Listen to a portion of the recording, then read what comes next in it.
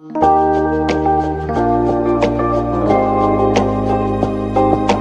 to the Crowned Medium with your host, Lorenda Carr. Good morning, good morning.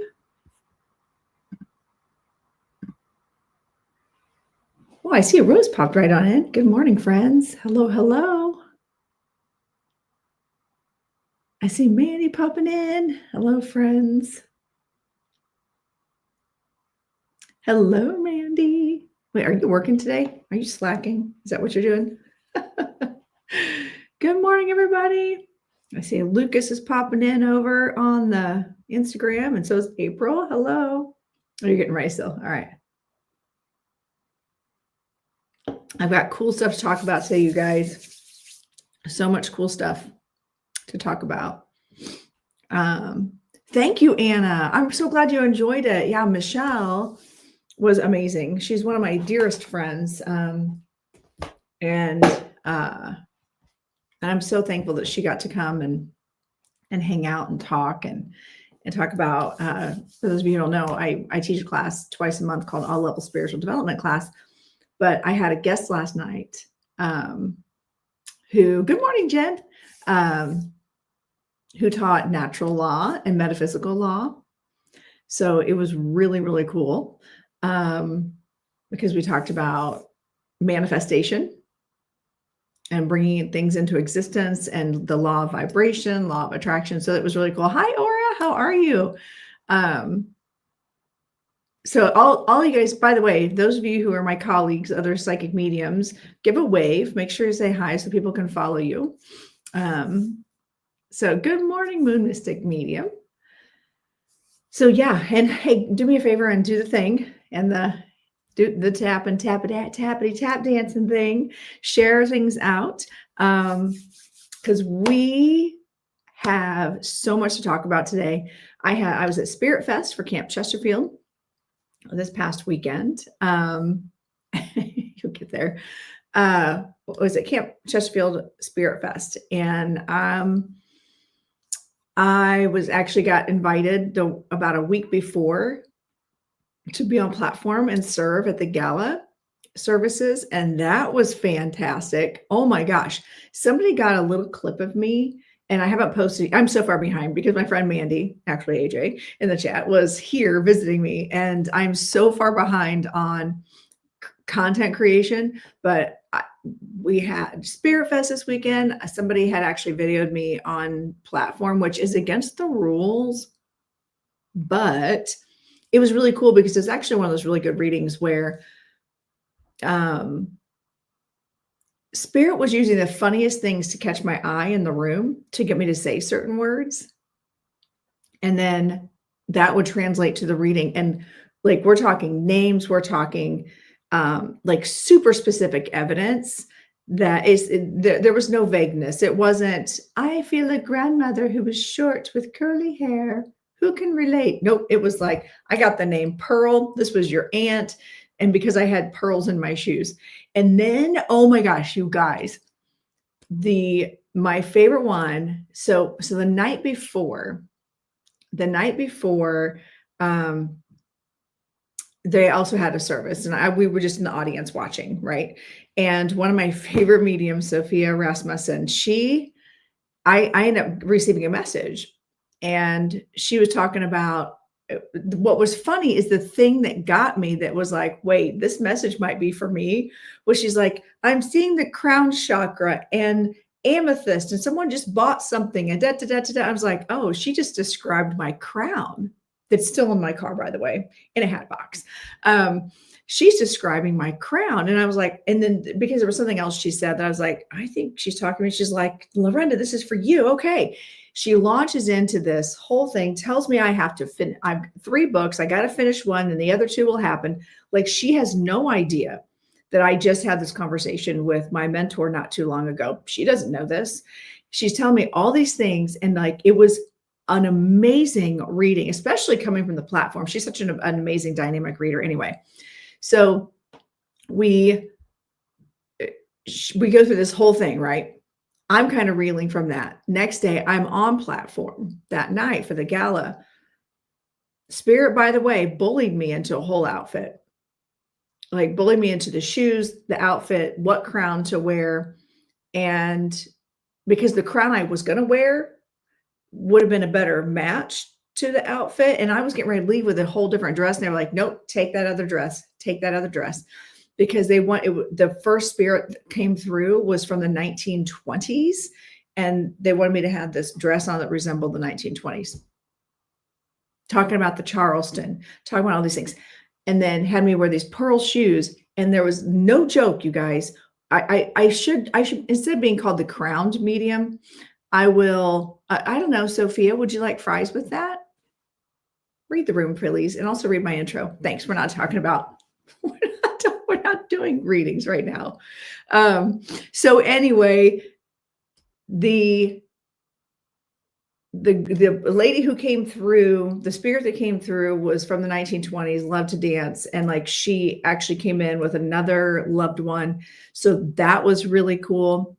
And then, the pearl shoe, there were pearls in my shoes, which is funny because I didn't realize there were pearls in my shoes until I heard, look at your shoes.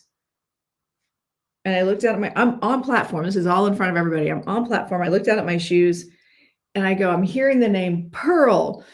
And then all this information, and a friend of mine that lives locally here, who's actually like, what's the award for music? Not Tony's, not Oscar, Grammy award winning, like music artist. Doing that's a spiritual music, right? I eyeball her in the audience. I'm like, and she's raising her hand. And then she's like, that's my Aunt Pearl. I'm like, well, Aunt Pearl says da da da da da da da. And then by the way, I'm doing oracle cards. So I pull a card for Aunt Pearl. Aunt Pearl's talking about the kind of music she needs to come. It was crazy. The information was coming in. You ready for this? Going back to the reading I received the night before from Sophia. Hi, Regina.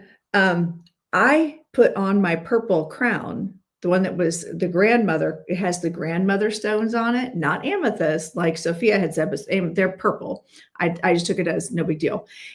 And then, so I wore that. It didn't match my red dress, but I still wore it because Spirit told me to. And this is the last, they tell me one more and I get this whoosh, right? And if you're a medium, if you do this kind of work, you understand what I'm talking about. I got this whoosh and I go, and I'm getting impressed with a grandmother energy. Da, da, da, da, da, da, da. She's a Leo because she also made me wear my Leo necklace, which I had no intention of wearing. I tried for 10 minutes to put on 2 different necklaces that morning. I was all thumbs. I couldn't get this dang things on. I finally just grabbed my Leo necklace because it's a different clasp. Put it on. I was like, okay, there's a grandmother, her birthday, August 10th, 9th or 10th is really important to her. Like I started dropping all this information as like, and she's a queen. She's a queen. She would have worn a crown or she would have, they were like, that's our grandma. And I can't, they didn't say her name. I feel like I think I said a name and then they're like, yeah, that's our grandma. And I kid you not, I go to pull the card and it was the crown chakra and it was purple. It matched my crown. I mean, like, and then they said, we called her Queen Grandmother. Like that was her whole personality and her identity was like to be Queen Grandmother.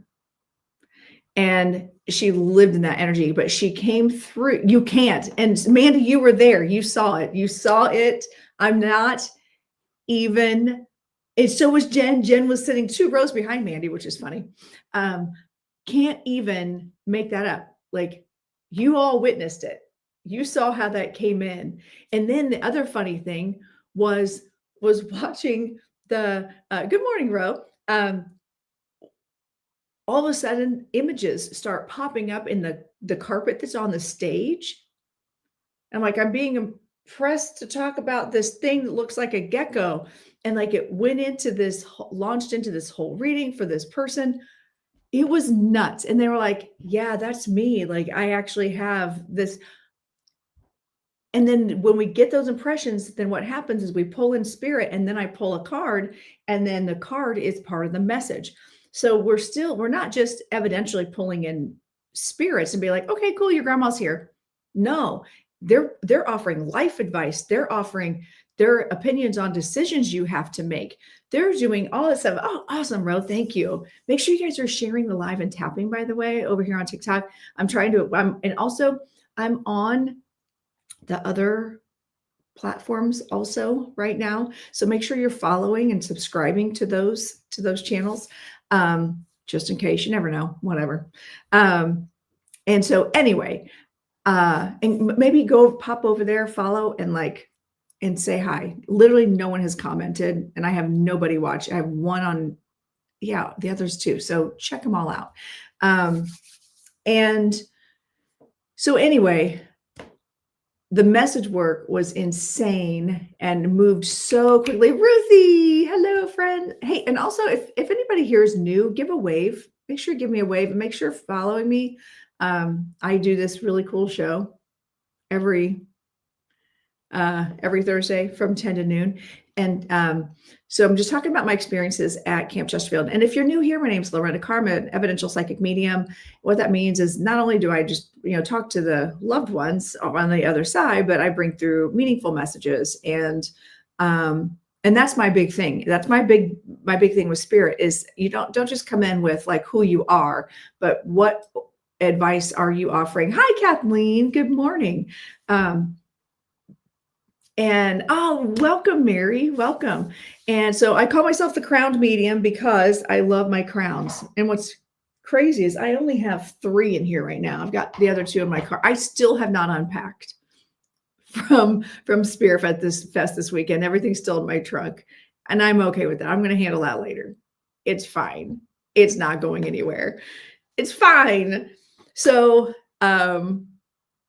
so we're just talking about my experiences at Camp Chesterfield, and then what we're really focusing on today. And I'm actually going to have a follow-up show. I am drinking the water and my Celsius. I was drinking so much water this weekend because I knew I was going to be doing a seance, working in trance. Not a seance where we were bringing through people's loved ones, not like that. Because one, I don't have permission to do that on the Camp Chesterfield grounds. So I wasn't doing anything like that. I was just doing trance mediumship, basically bringing through. Good morning, Ashley. Hey, I saw you pop in and out. Where those of you, I don't know if you guys, I've talked about this before, and I will have a follow-up show where I'm going to invite Dr. Todd Leonard to be back on the show to answer your question, Lucas, the watermelon lemon, my favorite. I would like to invite him to come back on, but he had something going on this morning. But he lives, and he's been a guest on here before, and we talked about he's in charge of the art at Camp Chesterfield and their head museum, their art gallery. And he currently lives in the former home of the Bangs sisters. And I actually ended up picking up a book so I could learn more about them. But this is the Bangs sisters. And they did what was called precipitated spirit art. And I know I've talked about this before, right? Oh, hi, Lenore. Thank you. So this is Lizzie and May Bangs. Now, I purposely, because Dr. Todd had asked me he had asked me to do, to try to connect to them in the house. I purposely did not do a deep dive on them. I wanted to go in blind because I like to prove myself wrong. I want to make sure there's scientific proof. I want to make sure I'm as genuine as possible. So when I listen to the recording, then it's not my conscious mind getting in the way or calling the shots. Right. So I purposely kept my knowledge about them to a minimum. Right. So when we went into the house, I let Dr. Todd or Reverend Todd ask the questions. Now, my friend Mandy was there, and she's in my development classes and stuff. And I was like, oh, geez, because Todd had never done, he does channeled work. He's a channeling medium. He'd never done trance before. And I was like, oh, okay, well, if I'm going to bring in more than 2 or 3 people, I'm going to need a battery. I'm going to need someone to hold battery. So I had my friend, Mandy, just kind of help hold. And what that means is hold space and share energy, kind of, keep the energy going. And by the way, if you ever have to hold battery with someone, you give them energy with the right hand and you pull energy back with your left, just so you know. So she helped hold battery for me. We had the video camera going. I have not put that video out for public use yet. Good morning, Lisa. I have not released that video for public use. I've only sent it. It's unlisted right now because I do want to take bits and pieces and create like a little montage video. I want to do some stuff with it first. And also I'm using it kind of as a deep dive. I was listening to it. I've listened to it a few times because in trance, when you bring through spirits in the moment, like when I first come out, it's like a dream. I kind of remember what they were saying. And for maybe even a day, thank you, Lisa. I'm in Central Indiana, psychic medium. Settle in, enjoy the combo. Welcome. Make sure you follow me, guys. Yeah, do the thing. Get me out on the FYP, all the stuff. So I totally forgot what I was talking about. We were talking about bringing in the Bang sisters, and I like to do as little as possible, but I know in the moment when information's coming through, and sometimes my conscious mind will actually kind of laugh or they'll engage in the conversation a little bit, like, but psychically with the other spirit. My joy guide Lily came in and spoke first. And then I brought through Lizzie Bangs first, or second, and then May third. They do have very, very diverse personalities, and it was wild to go back and watch. And obviously I was there and I experienced it. But it was interesting because May came through and she's like, whoa, this is wild to be back in a body. And you could see her moving the hands. And I really wish, part of me really wishes I would have done a better job lighting the space, but I was able to slip in and out very easily with it being dark and taking away some of that brightness and that sensory stuff. So, I don't know who that is, Lisa. I'll have to check them out. I'm going to write that down. Oh, David Trainer. I don't know who that is. I'm going to write it down though. David Trainer. I'll have to check them out. So it's been, it was a wild ride because I could remember a lot when I came out. Okay, cool. Very cool. I'm going to be famous someday. So make sure you follow me. I'm going to be famous. I put that into manifestation last night, by the way. I'm manifesting that. I'm going to be going on a world tour, selling out stadiums. It tracks for my big Leo energy, by the way. So bringing through the Bang sisters was such a cool experience because it was interesting. Thank you. Hearing their perspective. You guys ready for, okay. So we've talked about how like the precipitated art, and no one, thanks, Regina. No one has been able to, they've done all kinds of research, like scientific research, people who don't even believe in any of this stuff, to try to debunk the precipitated art. Because here, I'll show you some of those pictures, right? Because what they would do is they would take paper, put it over like a wood frame, put the 2 of them together. So 2 canvases together, right? Cover it with a sheet, put paint underneath the easels.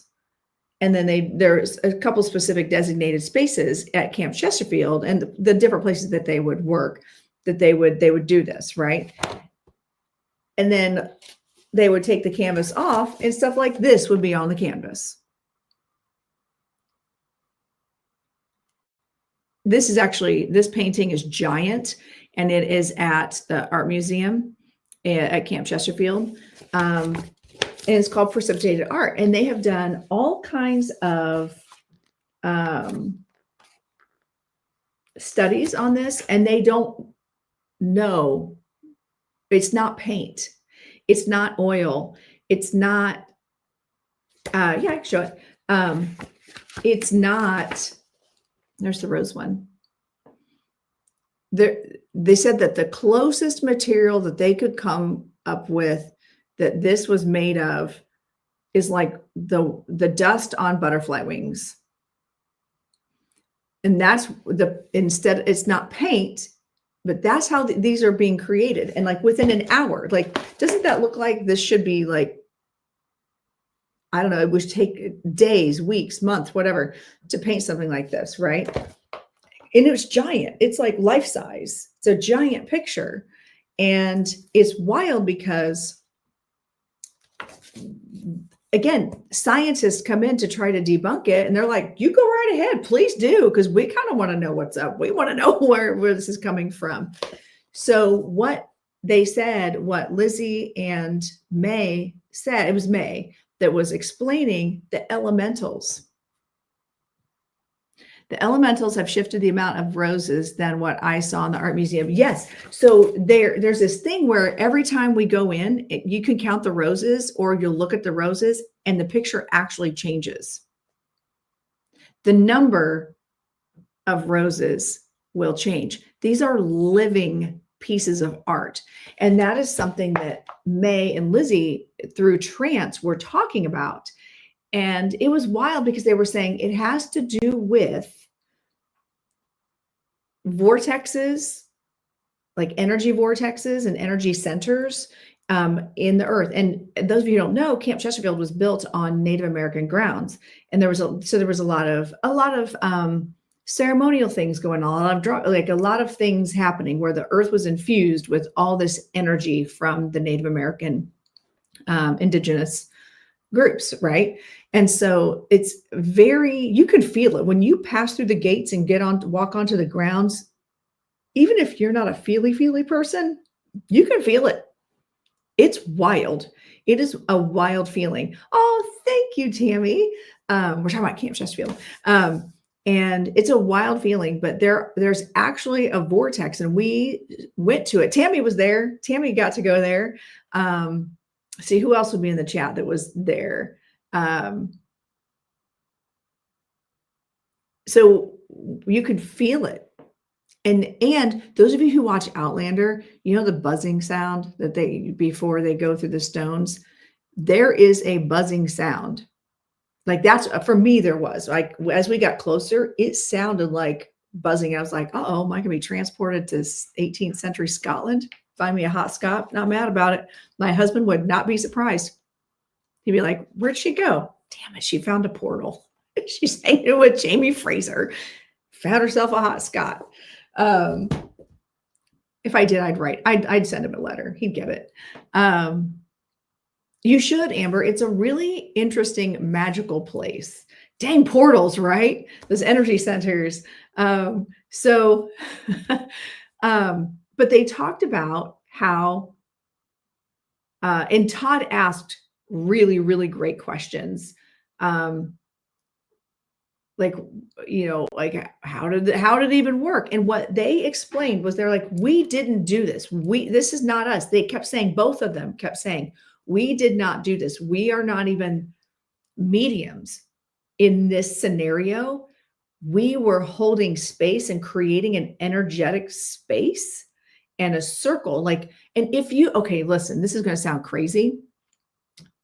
If you've read the series Fourth Wing, you're going to know what I'm talking about when I reference this. But also last week, hi, Rose.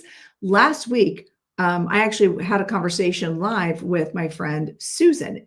So this has been coming up for a week now, for over a week, where we were talking about energy centers, right? And it was just wild to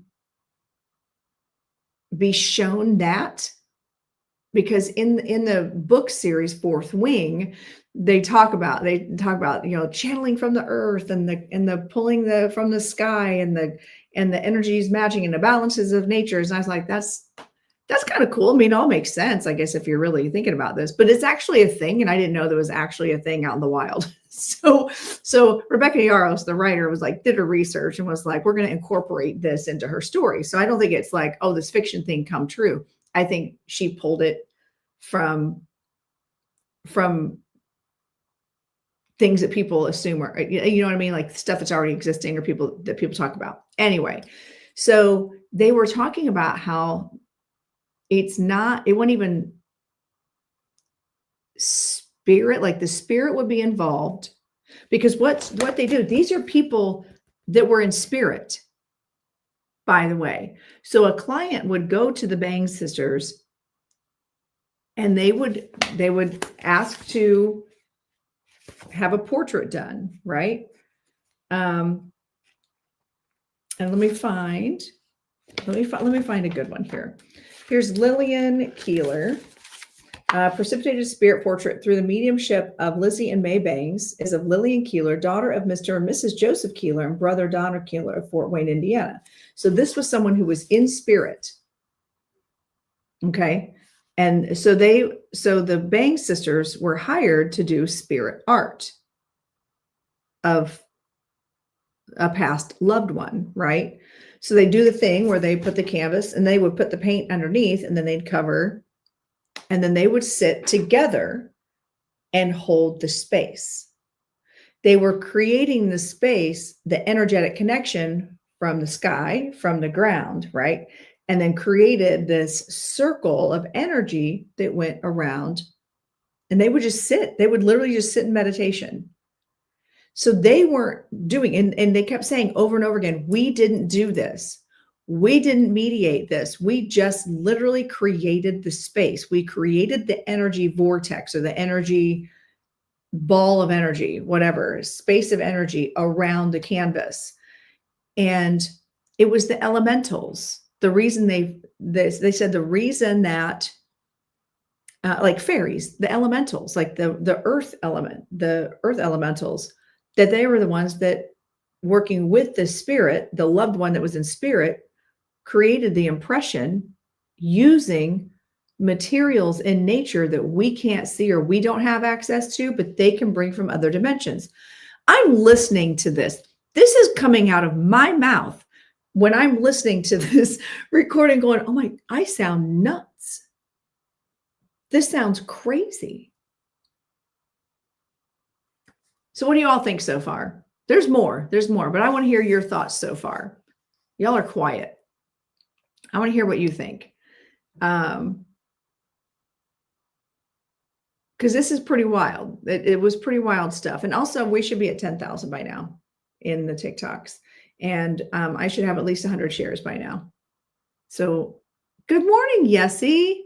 Hello, my friend. How are you? You're enthralled. Oh, that makes me happy, Roger. I'm glad that you're enjoying this. Oh, bummer, Regino. That's okay. It's going to be, if you guys, by the way, if you can't stick around and watch this, I always have this on the tube of you. Still no notification, Roxanne? That's not cool, because I actually, as an experiment, paid to promote this live. And I still have no more than I normally do. So that makes me sad. That makes me sad. Okay, Yessie. All right. So I'm glad you told me that, Roxanne. It is very frustrating when the notifications don't go out.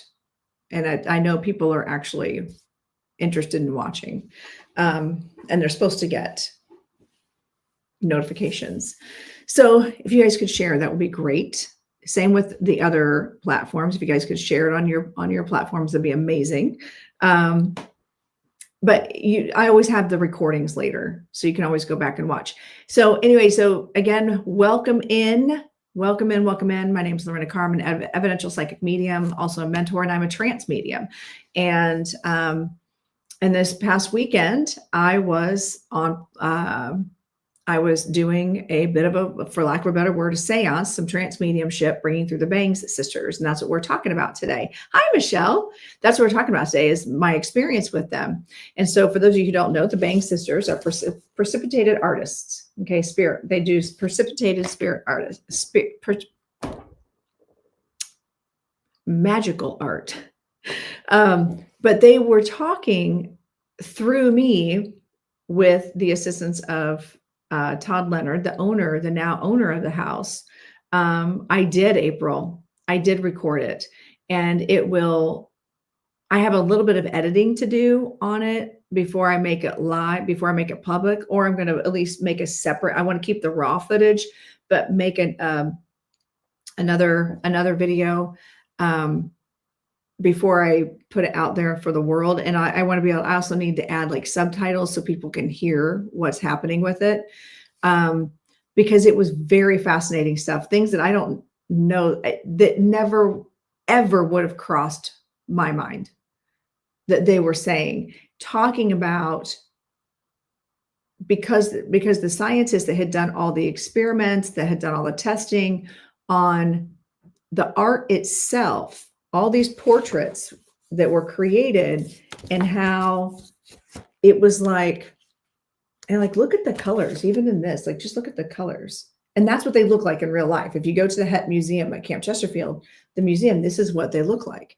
And they look like they're still alive. Like the paintings look, it's so hard to describe.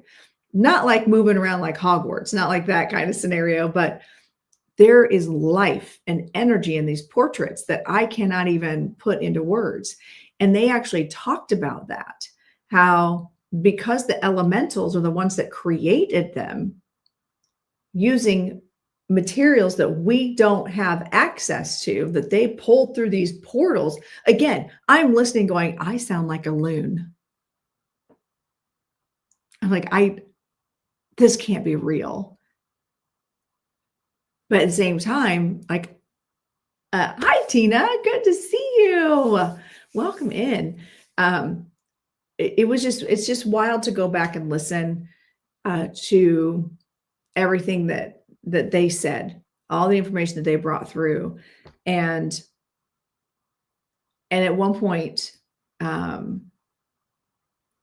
Dr. Todd even asked, like about his house, like, hey, how was it different? And they kind of described what was different about the house. But then they said, but when we visit, when we come here, there's Dr. Todd right now. Oh yes, please do, Todd. I've been talking about you, my friend. And what I'd like to do, Todd, is I've already told him I'm going to bully you into coming in so we can have a deep dive discussion. This is the raw, this is kind of what happened while it's still fresh in my mind, but I've gone back and watched that video, and it's just mind blowing to me, the things that came out of my face, all the stuff about the elementals and being, and then Dr. Todd or Reverend Todd asks, like, I guess both are true, asks about the house and how different, and if they're okay with how the house looks. And they were said, when we visit, we see it as it was when we were here. But when they were stepping into my body through trance, they could see it as it is now. But when they visit, that's not how they see it. So that was fascinating to me. And then they were saying that the other people who have owned the home like to visit it as well. But they made reference to, they're like, but it's not that they don't know that they're not living anymore. They just know that they're in a different vibration. So they still visit their home, and they see it the way they lived in it and the way they liked it. But then they get hits of, like, there's energetic crossover. So they're like, it seems like Reverend Todd and Shingo would be ghosts to them. So like who we see as a ghost or a spirit, that's how they see us. They're like, why is this spirit in here haunting this place? I know, yeah, you have to, I'll make sure I'll be putting it out everywhere once I get that edited and put out. It was wild. It was a wild ride. And to hear them talk about that, like, because I've always kind of thought, well, what I've always jokingly said, yeah, but what if we're the ghosts? What if we're the ghosts? They're the normal ones. And what if we're actually the ones that are haunting them? I say that jokingly, but then May Bangs was talking about that through trance, saying that, hi, good morning, Rebecca. Saying that that they don't get upset when we change things here. Thank you, Dee. That they don't get upset when we change things, because ultimately they still only see what they created here. Like, it was really wild. But the wildest, the craziest thing too, to me, was them talking about the elementals and then the balance in nature and pulling energy from the sky, from underneath, bringing it together. You got the vortexes and all this stuff. And I'm just like, okay, this is wild to me. This feels like a book. This feels like a book, like a fairy book. I don't know. It was crazy. And how they created this art. And when Todd asked about the canvas, why they used paper instead of canvas, if it was to save money or what the deal was, they said that, hello, Ash, welcome in. They said that, yes, it was less expensive to use it, but that's not why. It was because the elementals were more drawn to it. That they required that vibration of the paper, that they were drawn to that vibration. So that had to do with the materials that they were using. Can you imagine an oracle deck made that way? Oh, don't think I haven't thought about it, my friend. Don't think I haven't thought about that.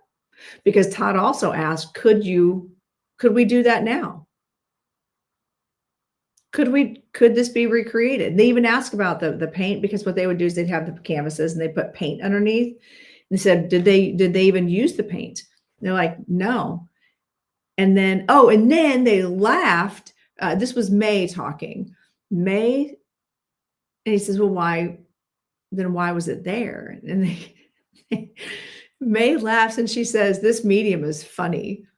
So in that moment, I must have been thinking something, or they must have been drawing on my memory, because I don't remember saying this, but they said something that I say. It's the dog and pony show. People have to have visual proof. It was for the people who were watching, and it had nothing to do with the materials needed, but it was for the visual. It was for the visual necessity for the client or the people witnessing, because the colors they were using were not actually, the paint they were using was not actually what was used on the canvas. And the scientists that did the work recognized that as well. Like, this isn't even the same thing. Why are you even putting that there, right? Why do they even use it there? It was for the visual effect and creating this space, I believe. The visual props, right? It was just the visual for the sitters, for the people witnessing, creating the space of the belief system.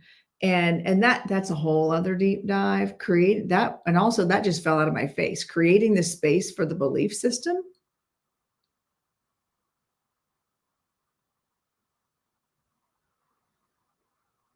Interesting. Wow.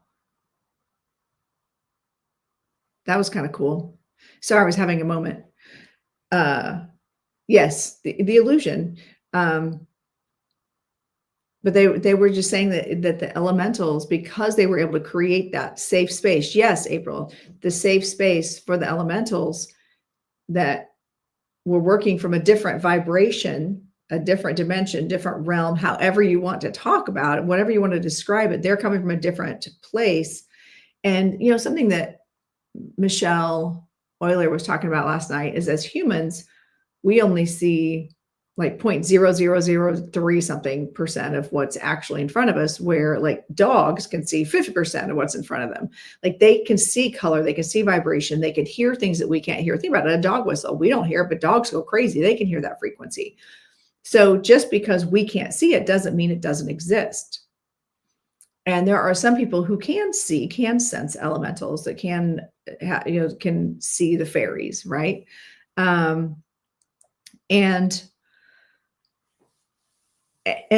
again, even the sisters were like, but it wasn't us. We literally we trusted our spirit team. And I love that they said that they trusted their spirit team, their spirit guides. Because, that's a whole other deep dive conversation too, because when I was getting ready to go on platform, I was backstage with Reverend Charles, Reverend Charlene, and Reverend Dorland. We were all chatting about how even in spiritualist communities, not everyone uses their spirit team, but then the Bang sisters were talking about how they utilized their spirit team and how they trusted their team. So Todd says, what really struck me is how your voice and mannerisms changed with each sister as they came in. There were two very distinct personalities that came through. Yes. And I felt the vibration was very different. May had a lot more masculine energy. She wasn't masculine, but she felt like she had more masculine energy.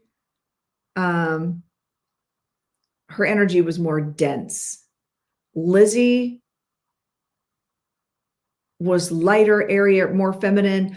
She was more in line with like a hyped up caffeine version of me, is what Lizzie felt like. May was like more matronly, more grounded. That's a good way to put it. She was more grounded. Her voice was the way her mannerisms were different. Lizzie was like, ah. So just their overall, the two of them were so different coming in. And before that, Lily had come in. Lily comes in all the time. So I don't even know what Lily said. And what's funny is when I went back to watch the video, I just skipped over the Lily part and went right to. So I got to go back and rewatch that. That was really silly of me. Hi, Eileen. Hello. Welcome in. But Lily explained, I do remember Lily explaining that she adjusts my vibration. And I do feel like my alchemist guide was in there a little bit too, helping to balance and tweak my vibration, because I brought through 3 people. And that's like, I'm still working that muscle. I'm still building up to be able to do that, to bring in more and more energies. But it's interesting because I see, if I were to assign them a color, I saw Lizzie as bright colors like pink and yellow and airy and fun. And then I saw May as more blues, again, maternal. I feel like she was a lot more maternal. I don't actually, I know I've not even looked to see who was actually older, if it was Lizzie or May. But I feel like May was definitely the older soul. She was the caregiver. I feel like she's the one that kept Lizzie in check, is what it felt like. Or she was just like the pragmatic one, where Lizzie seemed like she was just kind of all over the place energetically. And that was how they came through. Whether that's how they were, I don't know, but they tend to come through in their true personalities of how they were and how we would have known them. They embody and embrace that, which is also fascinating to me, because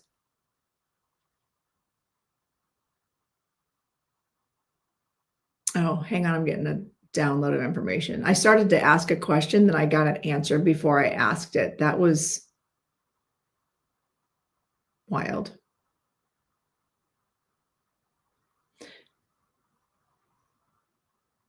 Okay, this is interesting because again, I just had Michelle Euler teaching my class last night, talking about the natural laws, and law of creation was one of the laws.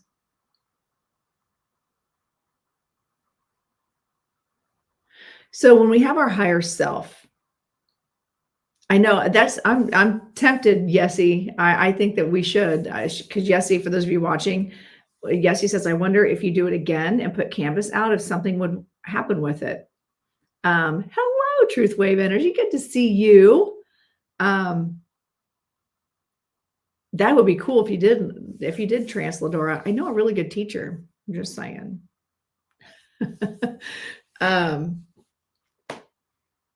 So I do quantum healing. I'll do hypnosis, right? Good morning, Hawk. Where I connect the higher self, right? And I even do like multidimensional channeling to see people's past lives and how they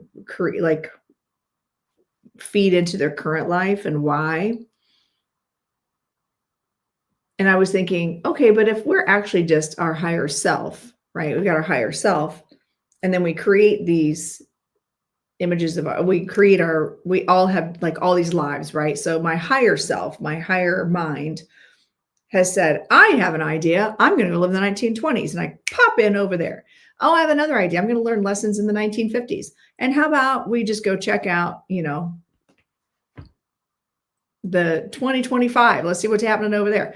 And what happens is like we create these like little sparks of ourselves so we can learn, right? Ow. That was odd. And I was like, but if we finish this lifetime, then we cross over. How are we ghosts? Like how are we spirits over there individually if we absorb back into our higher self? And they were like, did you not listen? Did you not listen in class last night? Like, that's how my higher self talks to me sometimes. Did you not listen? Once something is created, it can't be uncreated. Thoughts are things. Law of creation. If your higher self creates you don't just dissipate and go away. Everything that you learn, know, and become, even when the physical leaves you have still been created. So that image of you, that thing of you, comes in through the high, like it's wild. Huh. All right. So Todd says Lizzie was born in 1859 and May was born in 1862. So that's fascinating that Lizzie was the older, but didn't May seemed more mature. May seemed like the older soul, for lack of a better word. So I'm fascinated by that. And I remember her getting upset. Not upset. She wasn't upset, but I feel like I remember her saying, no, Lizzie. I go by Lizzie. She did not want to be called Elizabeth. I remember that. That was early. That was early in the connection, because I do remember that. And I remember her continually looking over as if vibrationally she was right there. She just kept looking over like she was having a conversation with her. And that was pretty wild. Like, it's like I could energetically see her standing there.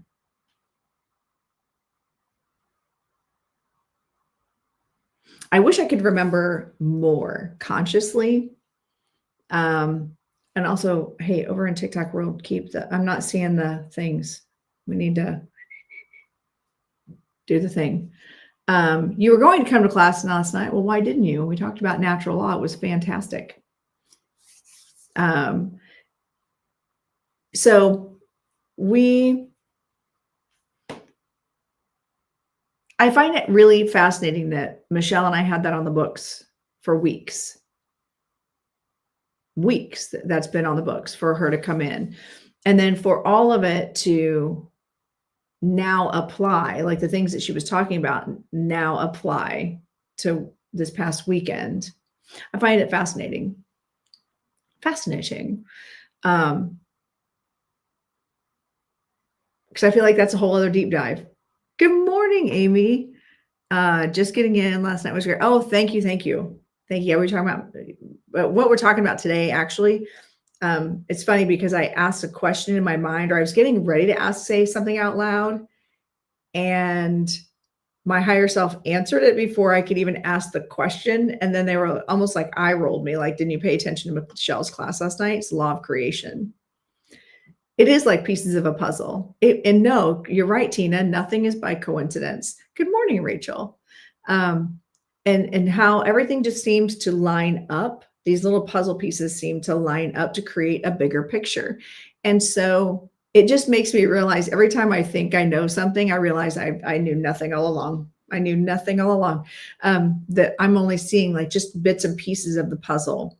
And it's fascinating to get little pieces of the puzzle to add and create that bigger picture and a deeper understanding of the science. I'm telling you, the science behind all of this is just fascinating to me. And because I'm not a woo, well, somebody said I should believe it, so I'm going to. Oh, I'm sorry, Michelle. Yeah, classes have been pretty fire lately. I'm just telling you. With all the stuff that we've been learning, I fully believe that if you're in classes because you were supposed to be there. That's all. So that's fascinating how like that law of creation, like how my higher self just pulled that all together with trying to understand how Lizzie and May came in through trance, and the things that they were saying all make sense, how it puts it all together. It also seemed like May was perturbed at Lizzie's youthfulness in some way, when in fact Lizzie was the older of the two. I agree, Todd. I agree. It was just, she was almost annoyed by the energy. And but if you think about it, we see that with spirit guides too. You got your doctor teachers who are so much more chill, typically, over your joy guide, and they're just like, oh yeah, we'll just let her do whatever. But there's no timeline of age necessary. That's just kind of who they are.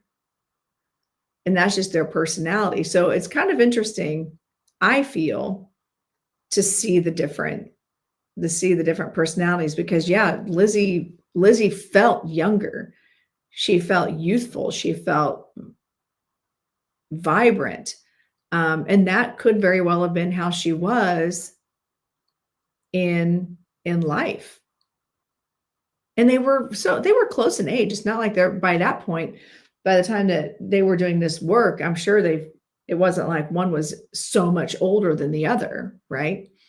But I think some people just come in with old souls, I look at when I was younger, like in my 20s, I remember looking at my daughter, who I was like, this child was just born old. She was born old. Like she just had a different vibe about her. And especially compared to other kids her age. And you could see the difference. You could just see the difference. Hey, Alyssa. And yeah, Mandy, you do too. You have an old soul kid that you're just like, how do you even, like, it's just their demeanor. And I don't like to use old soul, young soul necessarily, but it's that vibrancy that we associate with youth. But sometimes those younger people, there's nothing about, like, everything is so more mature. There's a deeper understanding with no reference to how they would possibly understand something. And that's what it felt like with Lizzie and May. But I feel like they were a good complement to each other energetically. I feel like Lizzie is the one. Oh,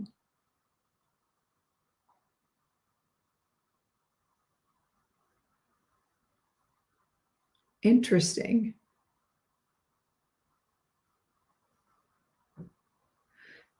So they're showing me how it's like Lizzie conjured up the energy. Lizzie brought in the energy. That's how she was. She brought it in. She brought it like she was the one who da da da da da da da da. And then May's the one that harnessed it. Whoa, that's cool. Some kids do have old souls and may have a longer record of reincarnations that give them that with sage wisdom. Absolutely, Todd. Absolutely. My son was born old and he's stuck on 30s, 40s jazz, old soul knowledge, obsessed with war history. Yeah, I get that. Oh, gotta do the thing. Is there a class we should take before we take a trance class with you? No, not really. I mean, I think it's important. Like right now, I've got my trance class. It's sold out though. And it's a 4-week class. I'll probably offer another trance workshop coming up again soon. Message me and we'll figure it out. Message me and figure it out.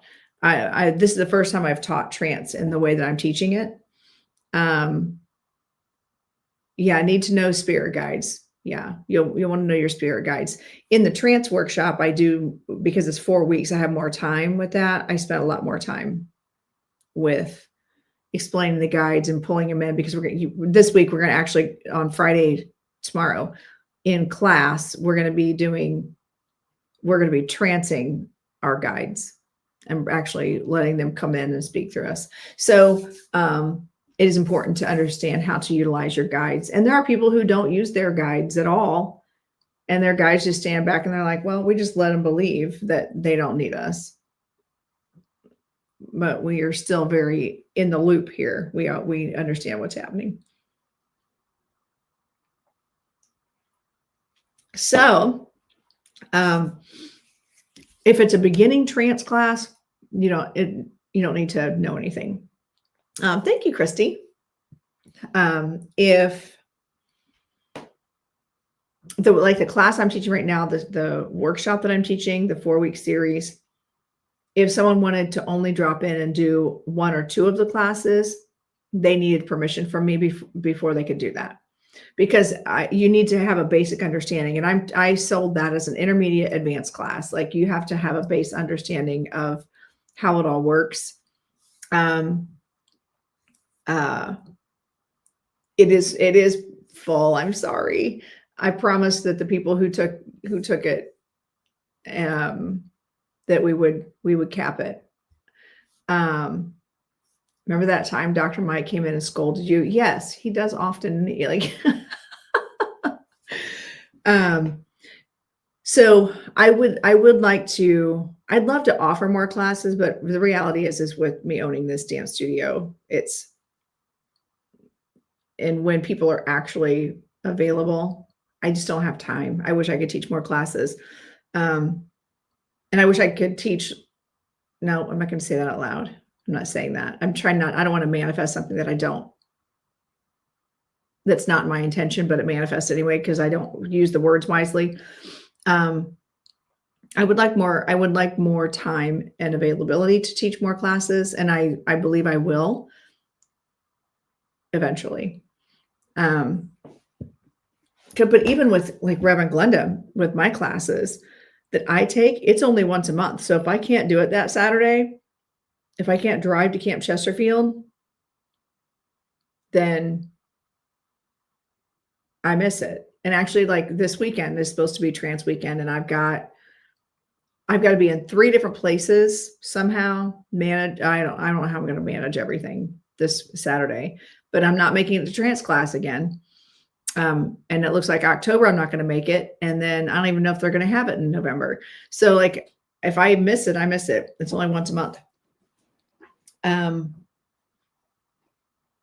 So for me to have committed to a 4-week workshop, by the way, is a big deal. But also, little did I know that Fever was going to make it to the playoffs. And now I'm going to miss any and all playoff games because of me teaching a trance class. So whatever, it's fine. It's fine. But I love the trance class. I do love it. And I'm finding that the more it's like a muscle, the more you do it. I know, right, Jen?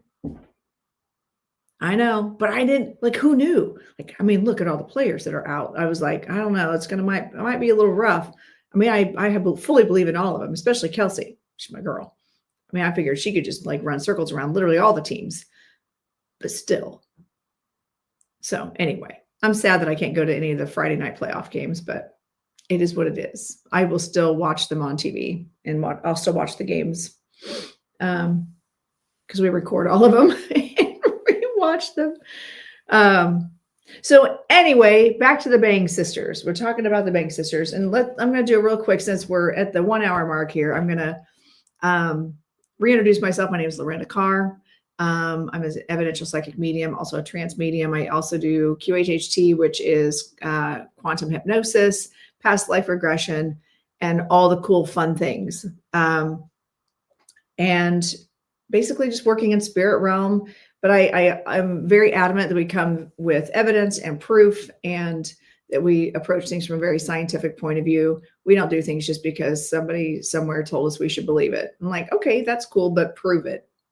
Very much a realist that way. And I pride myself on that. So you're not going to get the woo-woo stuff from me.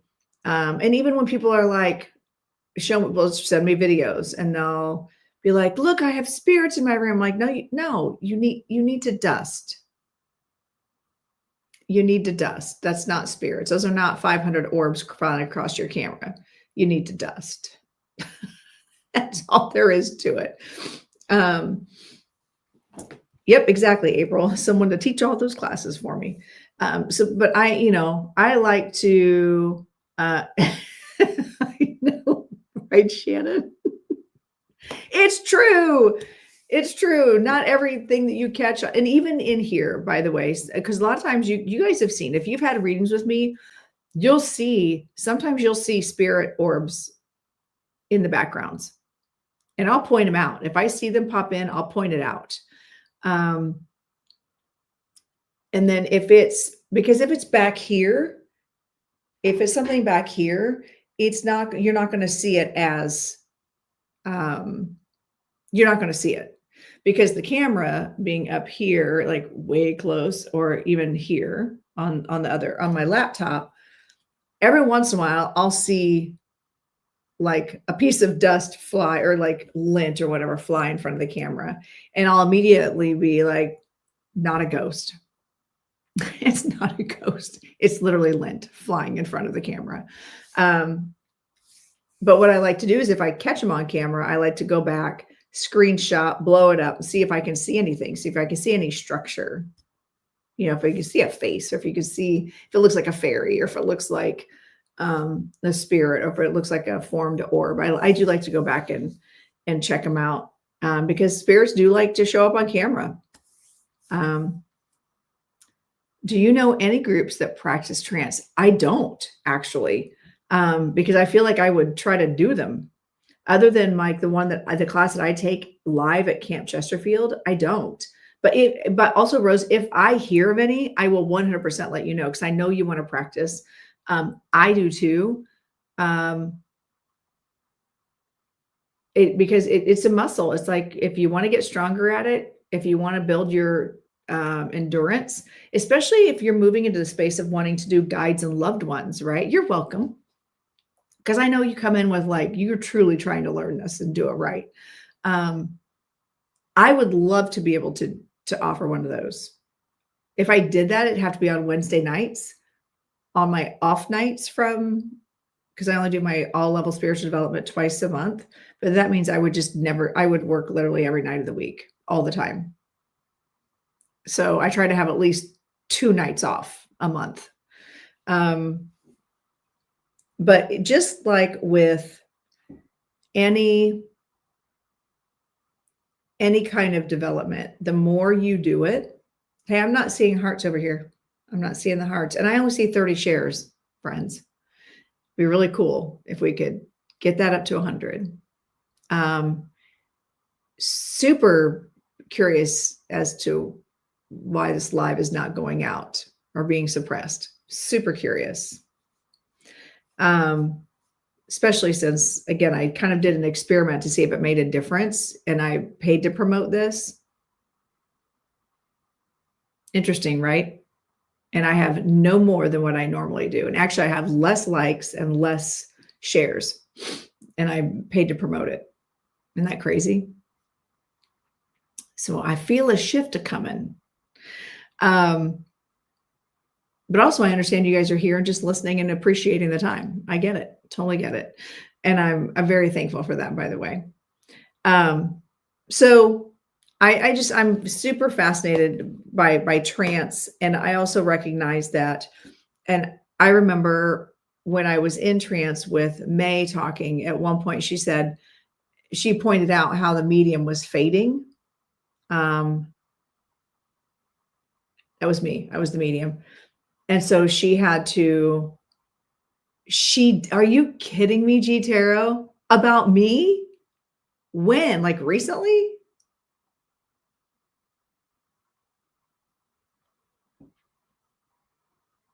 Like recently. Because I just blocked her. I have nothing to say about her. 50 minutes ago. And what was it about? Oh my goodness. Can we just say, let it go? I forgot she existed. It's been a whole, 2 weeks? She's bringing that up again? Oh my goodness. I let her go. Like, she's dumb. Literally dumb. The LLC tarot lady woman. Yeah, she's making videos about me. I forgot she existed. And I did talk to a lawyer because I'm married to one. It's fine. She can, you know what? Yes, she's harping on things and she's bored. And that means she doesn't have anything else to talk about. And that is okay. I know, right, Rose? So anyway, Pam Sears is in the house. Hello, my friend. Give us a wave.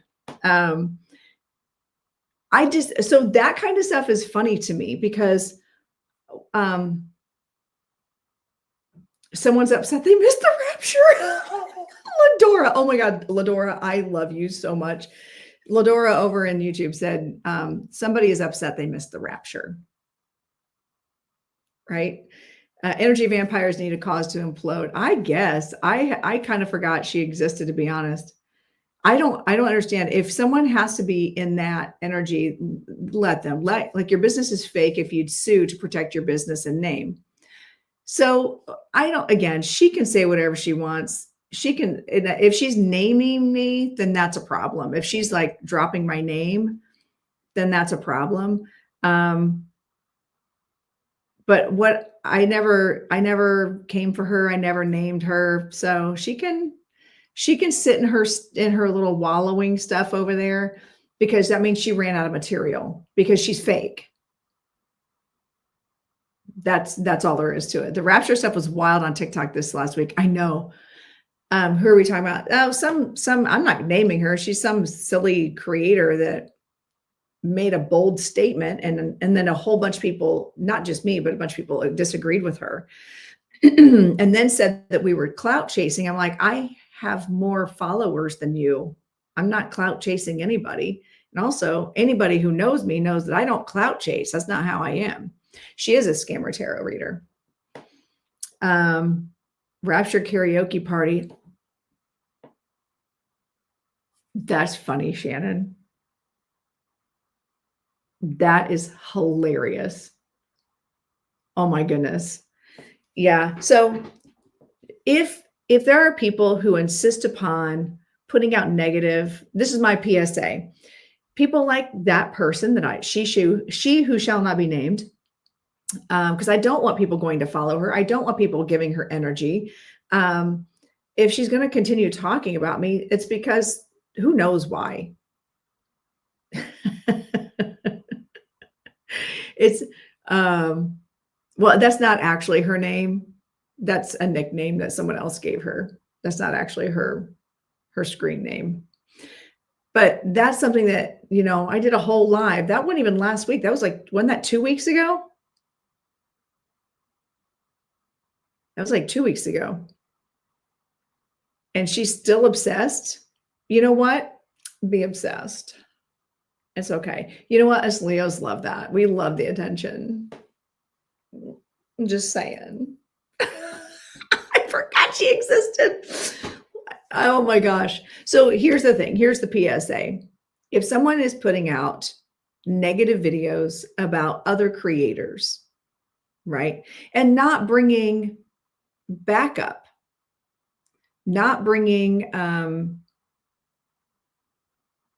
proof of false claims or whatnot. So like what started that whole debacle was I had said, I never tagged her, by the way. I just said, I just saw someone who said this, and I have to disagree. And I think it's important for you all to understand that. And I never named her. I had just started following her. Like it was brand new.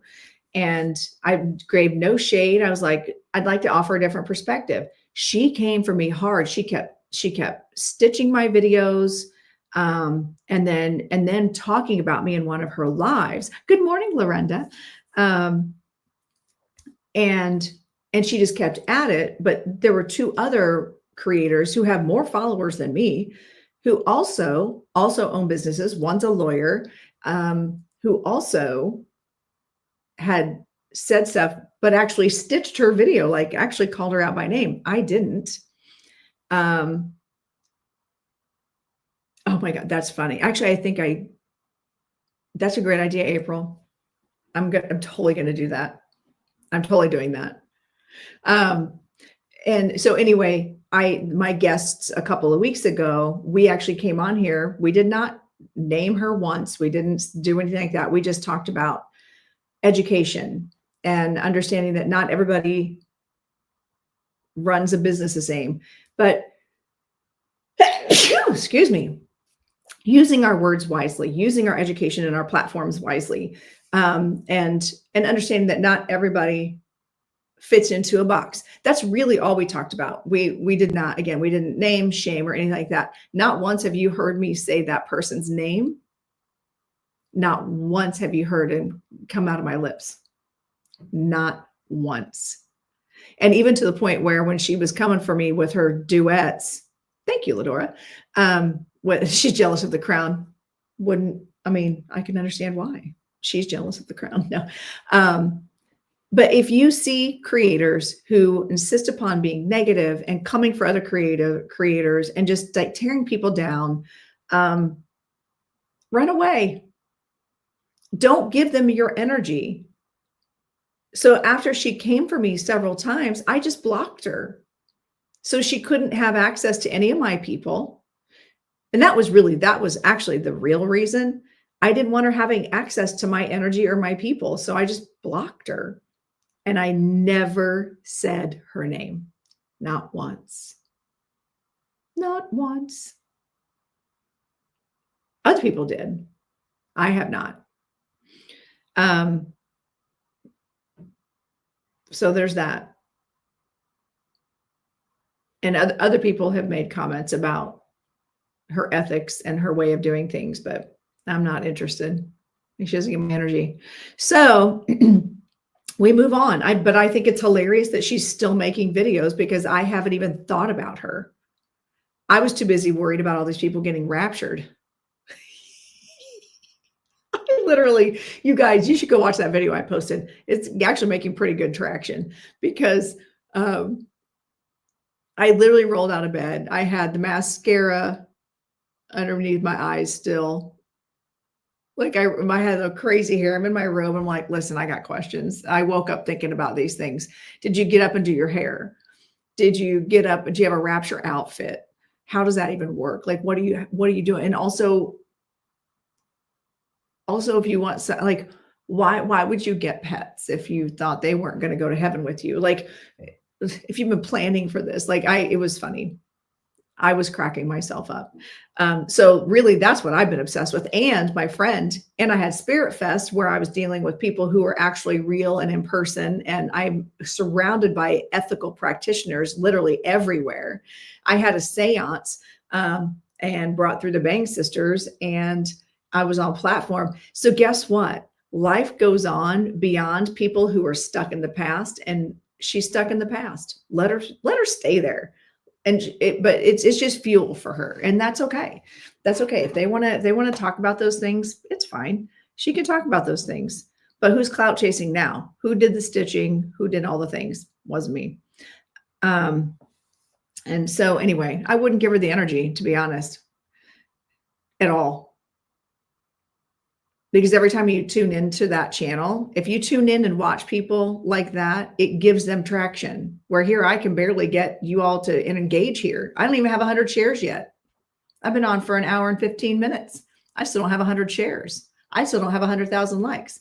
But she gets, if I've seen her lives, she gets people throw money at her. People like tap and share. Like her people show up and do the things. You all just listen, which I'm cool with, by the way. I don't need all the gifts. I don't need that. I'm cool with you guys just listening and engaging and sharing information. It is all good. Okay. I don't need that to justify my existence. I do feel like Spirit leads me to do this, to share information, to educate people, to make sure that you are understanding.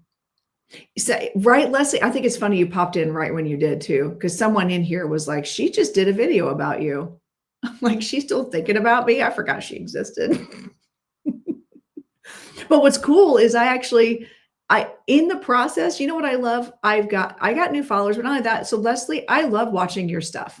I love watching your videos. You bring ethical, an ethical vibe to the space. And then never more Aries. I'm obsessed with her. I'm obsessed with her. And then also Aura, like she is a fantastic person. Like, so in this process of this, hi, good morning, April. Hello, Saturday, SP. In this process of this person coming for me and being so negative and putting out all this negativity and all that, I've met some fantastic people. So I try to find the silver lining in that negativity, right? And that if you know what, that I made new friends. And if I can offer to these new people that found me because she was so busy like talking bad about me, if I can provide a safe space for them to come to and for them to go, oh, wait, she's not evil like that lady said, then that's good. Then I've done my job, because I'm over here talking about trance mediumship. I'm talking about platform mediumship. I'm talking about crowns. I'm talking about big Leo energy. I'm talking about Celsius. What are y'all drinking today? We're talking about ethical practice, ethical practices. And, it's that same chick, SP. It's that same chick that from a couple weeks ago that somebody said that she just did a video about me like less than an hour ago. I'm like, she's still hung up on it. Whatever. I'm threatening to sue her. I mean, if she keeps at it, I guess I could. I did talk to an IP lawyer, by the way, because my husband's a lawyer and I have access to all of those resources. But I'm not going to. Like, I have no interest in going after someone who's like, I don't know, the energy is not where I vibe. We'll just say that. Drinking spring water, trying to hydrate very well before trance. Yes. All right. So listen, if you're coming to my trance class, drink the water, all the water you have to have, because we are going to be stepping in and doing actual trance work on Friday. So fun fact is, y'all know that if you do trance mediumship, you have to drink water. Your body needs the water. And as long as you're drinking coffee's not bad for you. Really. I mean, as long as it all depends on how much sugar and stuff you put in it. You put all the stuff in it. That's different. I don't drink coffee though. I don't like it. And I do love tea, but really they both come out of the ground and they have water. So the water's good. So yeah, definitely you have to hydrate, because our body needs the water to help blend energetically. Again, this is all going to go back someday to science. I imagine a world like in, I don't know, 20 years. I know, right, Leslie? You like your rock stars. I only drink 1 Celsius a day. That's it. I drink it in the morning. After that, otherwise I'd be up till like tomorrow. Anyway, water, when we're talking about doing a lot of mediumship, a lot of trance, because trance mediumship, we are blending. Do you guys all understand the difference between trance mediumship and mental mediumship? Mental mediumship, I'll give you the crash course. Mental mediumship means we're using mind to mind. Yeah, she's not exactly SP. We're working mentally, we're working mind to mind, right? But when we do trance work, we're allowing a spirit to step in and step into our energy. They're blending with our energy. They're using our body and our vocal cords and speaking. They're communicating, and they're using our brain and our Rolodex of information.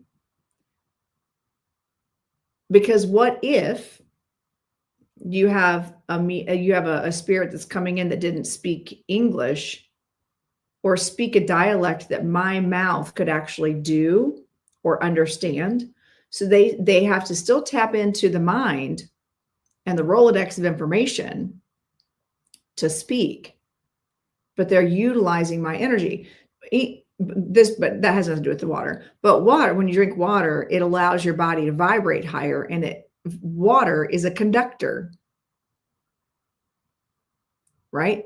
What do they tell you? Don't go out and don't go stand in a puddle of rain, when there's a lightning storm, because the water is a conductor. How about we don't put a toaster in a bathtub? Don't dry your hair in the bathtub, which I never understood that anyway, but whatever.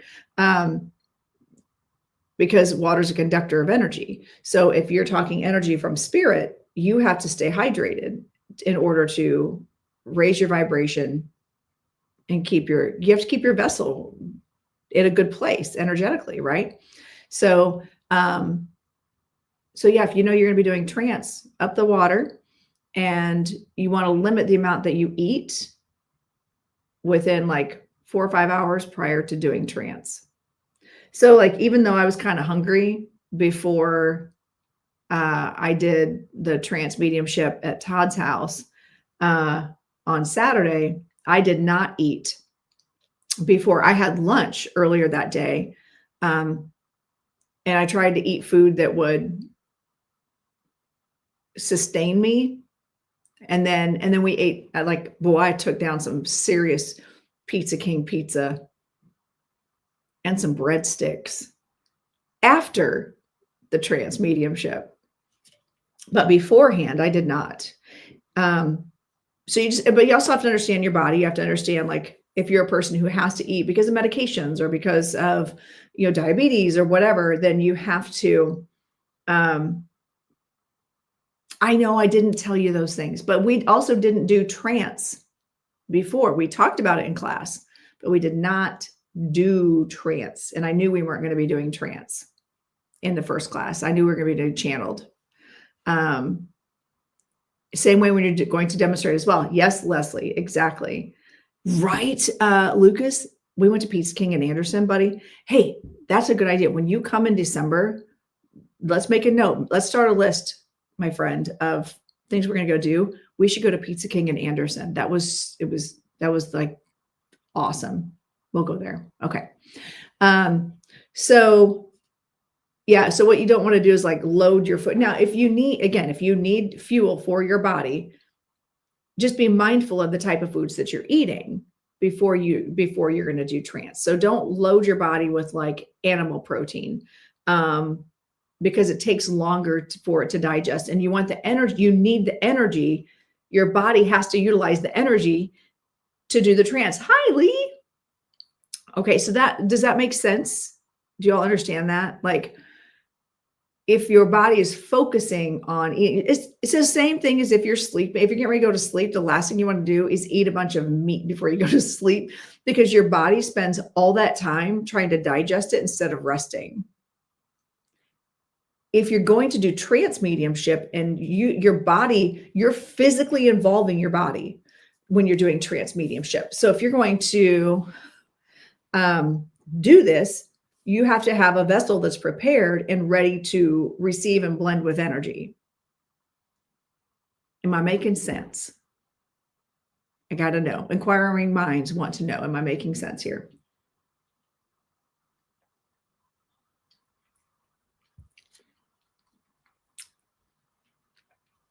I learned that at the beginning of my unfoldment, such great information for beginners. Yeah. And it's, you don't like eating when doing trance. And also, hello, Sylvester. How are you? Good to see you in here. And yeah, I don't like to eat a bunch before I'm going to, especially if I'm doing, platform work. So what's crazy is at Camp Chesterfield, and this is not everywhere, it's just at Camp Chesterfield, they have a rule where you are not allowed to do trance mediumship on platform. I was really close on Sunday. As a matter of fact, the person who took the video that they shouldn't have been taking, but they took anyway, they got a little video clip of me. I was completely altered. I don't know that I was doing mental mediumship. I'm pretty sure I wasn't in full trance, but I was definitely channeling. And it was not intentional. I think we just get so into you. I know you did. I know you did. And also, Jen, I kept trying to make eye contact with you and you weren't even looking at me. I was trying to mentally read your mind or like send you mental messages. And I think you know why with the first two readers. I think I was like this. Oh man, it was rough. So the energy was just so different. That's all. So not negative. It was just different. It was so different. And I'm just sitting over there buzzing. I'm like, okay, are we done yet? Let's do this. Let's go. So yeah. Okay. You heard me with the mental messages coming in. However, that was some I was getting all that information when I sit on the stage and there's other readers going before me, I get really antsy because I could feel my energy building. And when I have time for that, when I have time to build the energy even more, then I am more likely to be altered when I do the readings. But I have to be very careful not to slip into trance on the platform there because it's a rule they have. I don't understand the rule, but it's not mine to understand. It's fine. Thank you, TL. Thank you. So yeah, I don't have to understand it. I just know that the boundaries. But when the very first spirit that came in from the 1920s, she had me literally dancing. And I remember thinking, listen, you need to calm down. Listen, Linda, you need to calm down. And so, cause I'm like, I'm going to kick a shoe off here doing this Charleston. You need to calm down. And it was kind of funny. It was cool though. And how you can always tell too. It's like, so Jen has watched me on platform enough. She knows when it's go time. And yes, you've seen me not on platform in live, but you've seen me in this situation. Some of you have seen me when it's go time, when spirit steps in, they just go, and they just go. You will make it here, or I'll just come to you. I'll just go do a show next to you and you have to come see me. I'll swing by and be like, get in, we're going to a show. So when spirit moves in like that and you're altered, especially if you do trance mediumship, it is very easy for the spirits just to step in and just to bypass you. But rule number one, who can tell me what rule number one is in trance mediumship or mediumship in general? What is rule number one? I'll wait. Because I have to wait for the delay. That's right. You're always in control. Amy said it too. The medium is always in control. And once you realize that, trance is no longer scary. Mediumship is no longer scary. The people that walk around out in the wild that are just like afraid that a spirit's going to step in and possess them, I'm like, dude, it's not going to happen. Like, that's just not how it works. It's just not how it works. And if it is, you really need to take a step back and like evaluate where you keep your vibration all the time. You need to be checking yourself a little bit if that's happening to you out in the wild, right? So, but even, that's a whole other deep dive with like attract like. And we talked about this in class last night with Michelle, how like attracts like. So if you're out in the wild and you're attracting, demons and scary lower level entities, if you're attracting that, you need to do a vibe check. You need to do a vibe check. If everything happening in your world is negative and bad, you need to get the reset button, start it over, vibe check, and figure out why in the world you're attracting things to you like this. Doesn't mean that everything bad that happens to us means we earned it. Absolutely not. I'm not about that gaslighting world. No, life does happen. Things happen to us and for us, but life does happen. But when you're having a day where you wake up grouchy, this is the example that Michelle gave last night in class. When you wake up grouchy and then you end up you're spilling your coffee. Like that's the day you're going to spill your coffee on yourself. That's the day that you're going to trip and stub your toe. That's the day that you're going to realize you look down and realize you put on 2 different socks. That's the day you're going to put, it's just like da, da, da, da, da, da, da, da, because you're in a certain vibration, and we're human. We're going to go through these things. This is normal. Please understand, it is normal that humans are humans. Okay, we go through human things. But when we step into the mediumship and we're communicating with spirit, it is so important to understand that we are always in control. Always.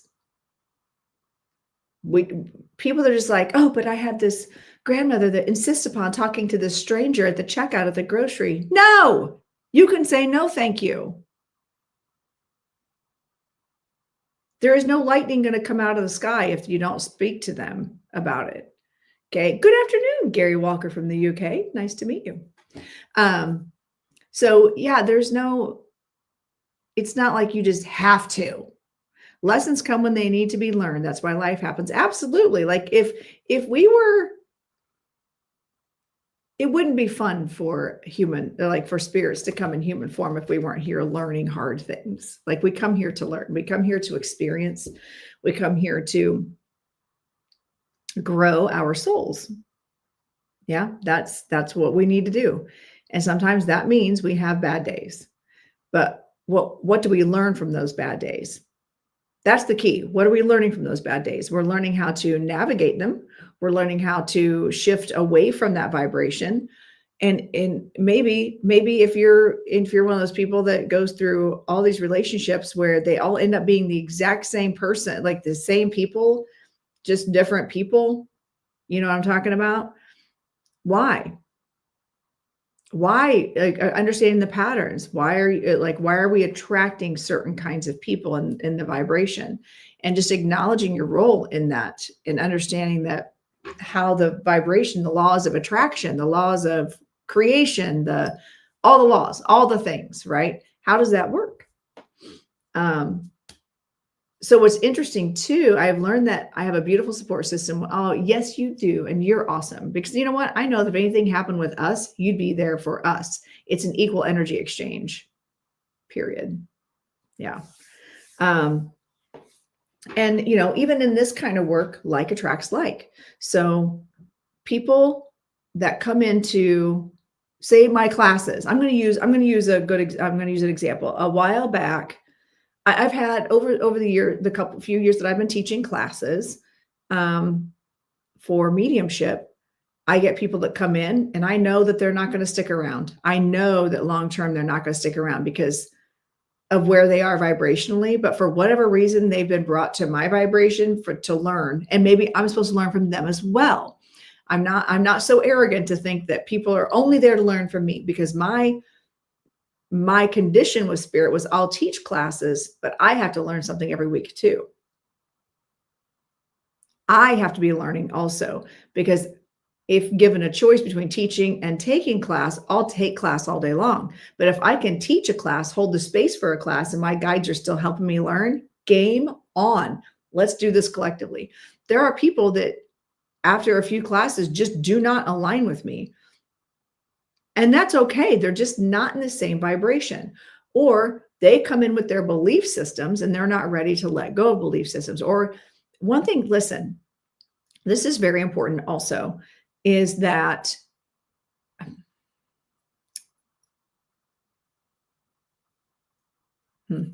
I got to think of a better way to say that. I was going to say something. I'm going to think of a better way to say it, and then we're going to revisit that. Okay.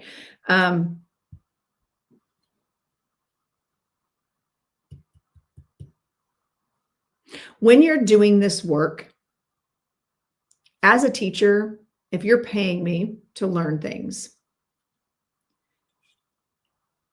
I understand that as a practitioner and spiritual practitioner, you have to be okay with who you are.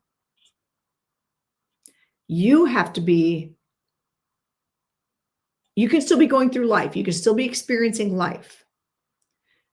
But you have to understand your past. You cannot be triggered by other people's stuff. Okay? You have to be able to disconnect and make it about spirit, because we're giving spirit a voice. And people that come into my classes often realize you have to do the work. And when you're faced with relationships or your own shadows or whatever dark night of the soul stuff, I don't know, whatever you want to label it as, not everybody can vibe where I expect people to vibe. And that is okay. And that is okay. I require my people to do the work. Spirit requires them to do the work, just like spirit required me to do the work.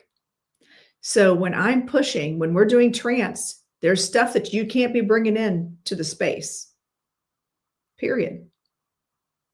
And this goes back to one of my favorite phrases, is just because you can doesn't mean you should. We can all do trance mediumship. We can all do mental mediumship. We can all do psychism. We can all do the things. We're all wired for it. We are divinely connected. However, not everybody should be doing it because of where they are in their own journeys. Does that make sense? Not everybody should be doing it. Like if you see that practitioner on, doing live readings on Instagram or TikTok or whatever, they're doing live readings, and then they get information coming in about a sitter, and then they just start crying, or they start plugging in their own experiences and predicting doom and gloom. Never a good thing. Never a good thing. Perfect example.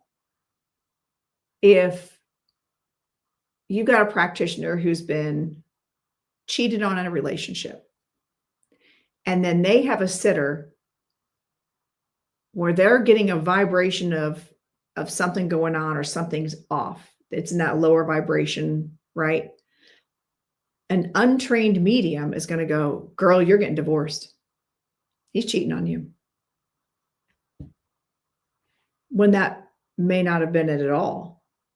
There just could have been something in their life going on in that lower vibration. Or maybe all that psychic was supposed to say, because the last guy that cheated on her was named Mark, maybe all she's supposed to say is, would you understand the name Mark? It's learning how to take your experiences as a human and apply them appropriately into mediumship. Trance is awesome because you don't have to do that. You can just be like, cool, we're going to let the spirit come in and talk about things. I'll tell you what, the Bang sisters talked about things that I've never even thought about, never been on my radar.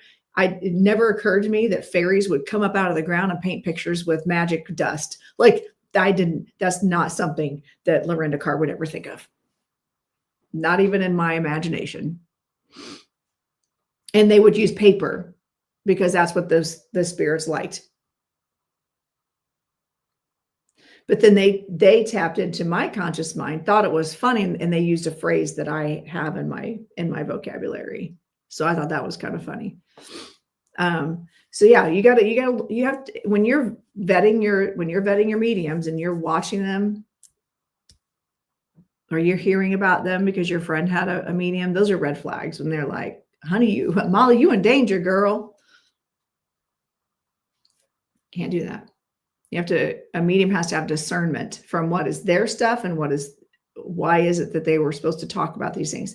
And I have had, by the way, I've had people going through life experiences that I've had, like in my marriage or in my family dynamics.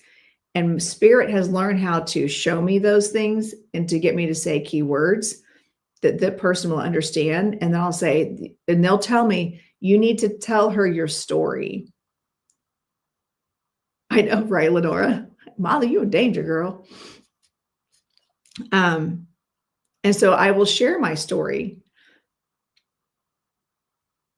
because one of my favorite stories to tell is how for years psychics told me that my husband and I would not be together and I'd get remarried. That I would be married to someone different, that I was getting divorced.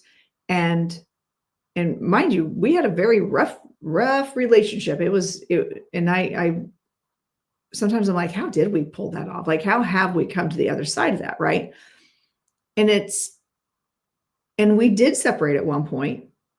And when it took that separation for him to go, oh, she's serious. Oh, and now I am married to a different person. He is so different. If people that knew him then ran into him now, they'd be like, who are you? He's not the same person he was 10 years ago. But we never got divorced. But those mediums, every one of them said, oh, you're going to get divorced. Divorce is inevitable. You're getting divorced. You're getting divorced. And you're going to be married to somebody else. Yeah. And see, Leslie, I believe that everyone is wired to do mediumship. We are all intuitive. We can speak to our loved ones, but mediumship is not for everyone. Not everyone should be. Just because you can doesn't mean you should.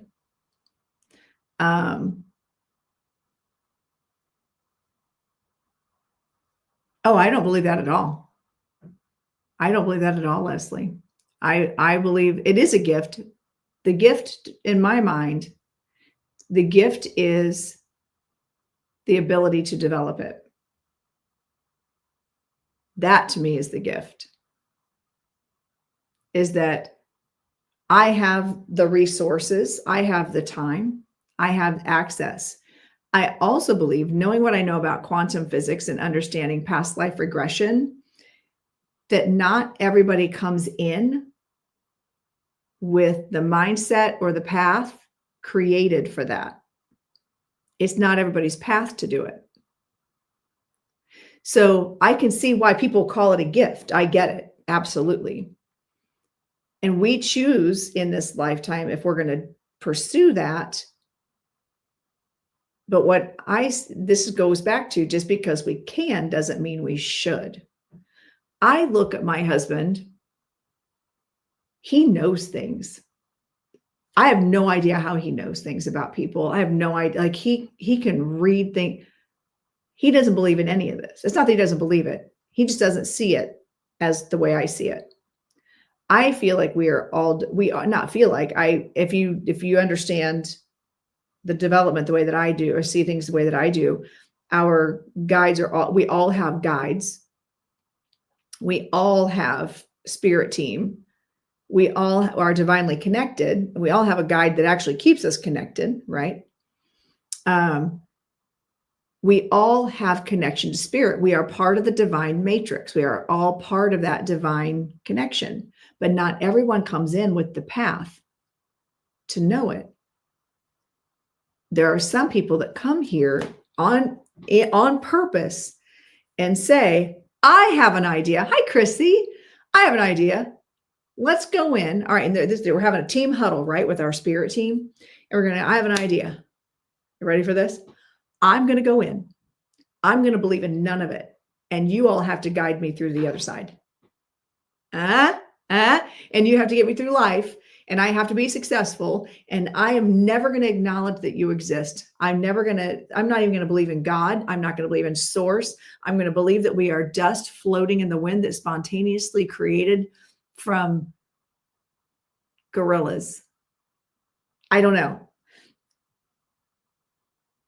People that have belief systems that don't align with us, they come in knowing that they're going to choose that path. And they're going to see through the eyes and through that lens how to experience earth and experience world and humanness through that lens, never experiencing spirit. I tell people all the time, if you are getting called or you're getting that inkling, you all have a spirit team. You don't have to do mediumship necessarily, but man, wouldn't it be great if you could work on knowing your entourage to have a better life, to get a heads up on things? I'm just saying. So I do believe that we are all divinely connected. We all have the gift. But we can all speak to spirit and we can all develop it. The gift is not the ability. The gift is the resources.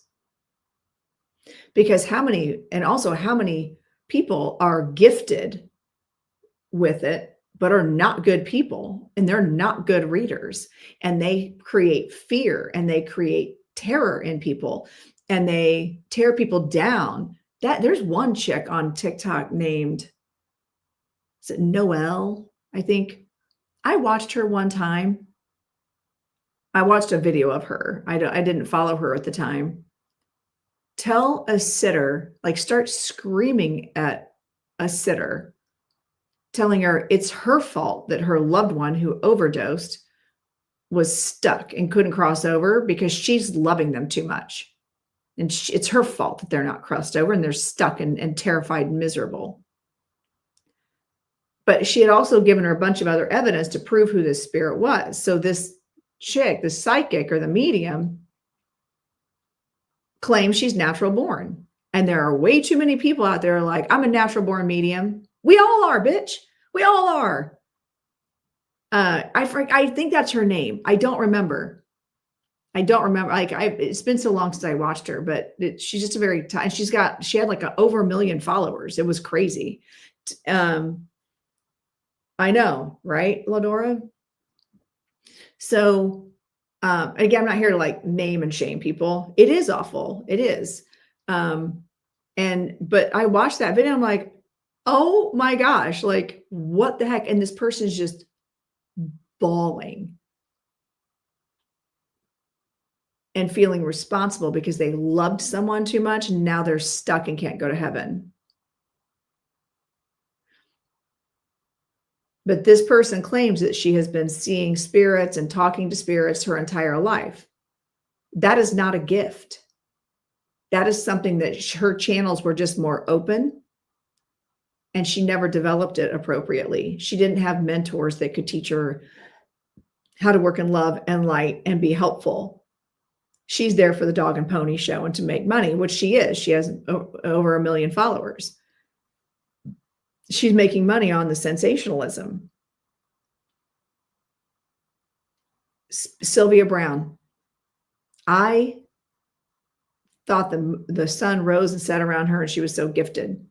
I look back now and what I know as a developed medium and go, she was nuts and a scam artist.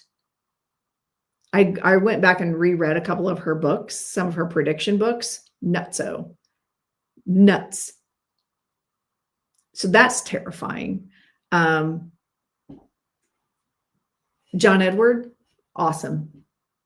absolutely legit. And you know what? He had development teachers growing up. He had people saying, this is how you do this. You do this in love, you do this in light. And he can come off a little edgy because he's from New York, but he's still legit and developed. With that, so to me, the gift is not, can you do it? We can all do it. It's just, what should we? Should we be doing it? Is it part of our path? And the gift is the resources to do it. But I think there's a difference when you say everyone is versus you can develop it. But when you agree, we're all wired for it. We're all wired for it. Right? Okay, so we all can. It doesn't mean we should. We all have the gift. I don't see it as a gift. I don't see mediumship as a gift. I see it as either part of your path, if that's what you're supposed to be doing, or because really, wouldn't it be great if we could just communicate with our loved ones on the other side without having a medium, without going and paying someone? If we knew how to do that, we could find comfort in knowing that, like, we wouldn't need to find someone. We wouldn't have to, we could live and exist on this planet and know that we have a bigger purpose, that when we go, we have some place we're going, right? And we don't need to depend on someone to do a reading for them, to bring through their loved ones. And so I think that's where, and I think you and I are on the same page, Leslie, to a degree. I think it was semantics and wording at this point. Because I've seen you, I like you. If not, I'd be like, listen, why are you in here talking to me right now? And see, again, and this goes back to when I had my mentor on, Reverend Glenda. She talks about that, like the semantics. It's how we say things, the words we're saying. But I think the intention is the most important part about that conversation. I've seen people who are gifted. They're gifted. They see the people. They see the spirits. They hear the spirits. Or they know things. Yes, you have the ability to sing, but should you do it professionally? Absolutely, Tina, you crack me up. And that's actually a really good analogy. John Edward talks about that in his book called Infinite Quest.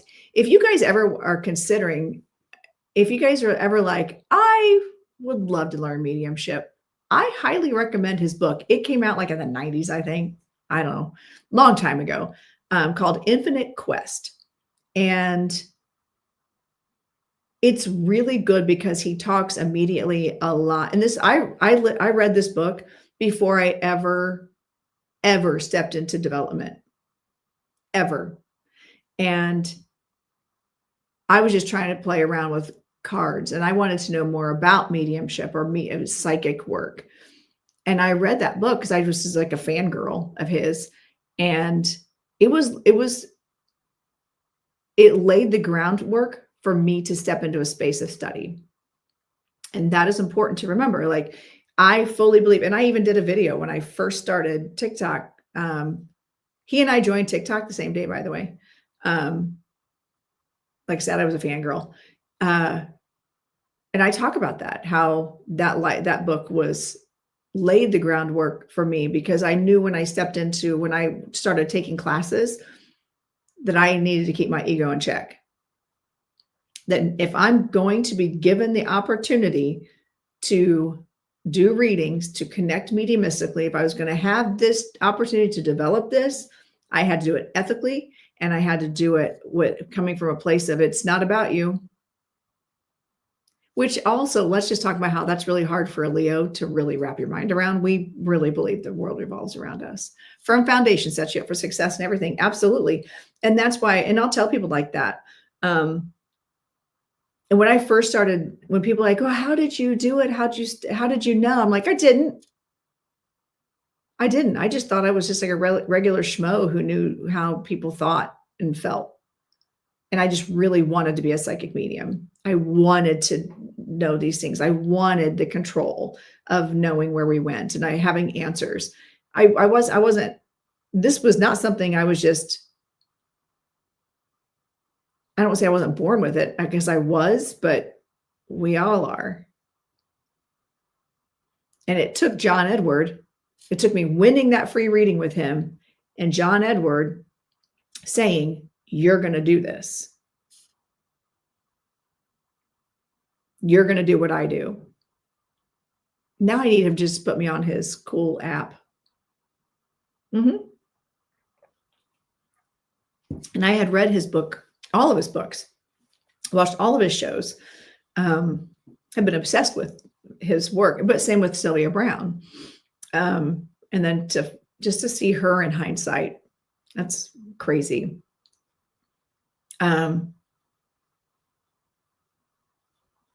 But anyway, so that's totally derailed from that path. But hi, Diana. How good to see you.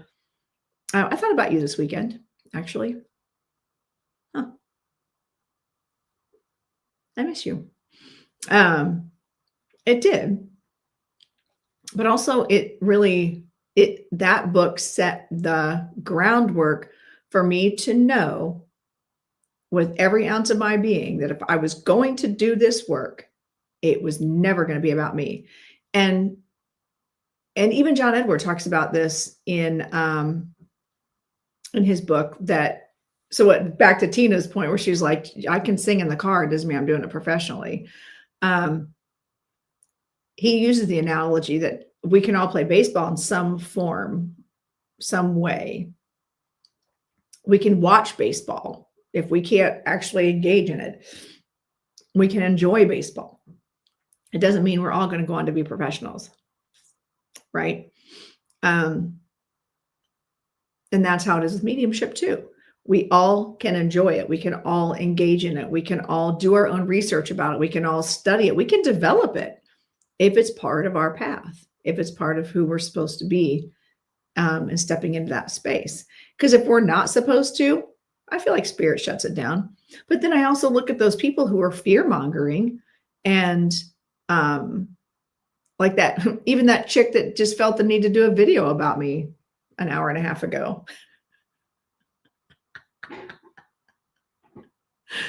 Oh my goodness. That's just funny. I wonder if she's going to do that every Thursday, because she put another video out last Thursday, apparently too, or was talking about me on her live. I love living rent free in people's heads. Also a big Leo trait. We like knowing that people are thinking about us, good or bad. Anyway, so this has been fun. I hope you guys learned something. Again, my name is Lorenda. Make sure you guys are, following. So I know, right, April? It's so fascinating, isn't it? And then there's always someone to come in and tell me she's put a video out, which I don't mind. It's fine. I'm not shady to that person. I think I'm just fascinated that she's still doing it. She loves you and she wants to be you. Absolutely. Well, no, thank you, Leslie. I appreciate you. That was a really good conversation, because I think it's important for us to have those conversations and understanding perspective of how we see things. And how, I think it's important to have these conversations. And that's why I do this show. It looks on the face like it's all about my crowns and my ego and I just want to be pretty, whatever. It's not that. I'm here to educate. I'm here to let you know your loved ones are okay. I'm here to let you know there's multiple ways to connect your loved ones, and you don't have to be a medium to know your loved ones are okay. You can ask for signs. And I'll tell you that, like, if you want to talk to your loved ones, go buy the book, and you're feeling lost, get the book Signs by Laura Lynn Jackson. It's really inexpensive. And it is a great example written by a doctor who's super well educated and has done the work in this realm and this type of space on how to connect to and understand your loved ones are okay. You don't necessarily have to go to mediumship school and know that your your loved ones are okay, right? Hope you're doing well. Been thinking about you. I may need a reading. Okay, well, you know where to find me, Diana. I got to see Daryl and Martha this weekend. They were at Camp Chesterfield, and Yahtzee. They were all at Camp Chesterfield this weekend. So hope you all learned something. And remember, if something's about, if you're scrolling, doom scrolling on any of your socials, and you just see that person, understand that sometimes there are people that are in it for clickbait, sensationalism, and those are not the people that you want to be spending your money with. There are plenty of amazing readers that don't spend a single day on social media. Like, majority of the Camp Chesterfield mediums are like, we're so not into social media.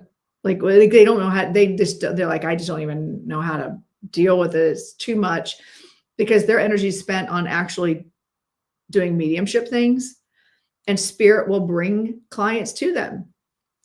Thank you, Leslie. I appreciate you supporting, by the way. I really do appreciate you. And so just know that just because they're not on social media doesn't mean they're not great. Some of the best mediums are in the shadows, just doing the work for spirit. They're not out there out in the front.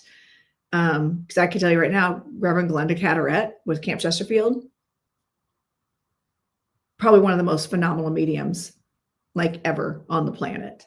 And she's my mentor, and she took me on. Like, it's crazy to me to think that, and just on the face of it, she's just like a normal person, but she's an incredible medium, and trance medium as well as mental medium. And you'll never find her on social media. So just know that you just got to do your due diligence. And if somebody says, I just had a great reading and this is what happened, take it as referrals, get referrals, anyway, that's a whole other deep dive.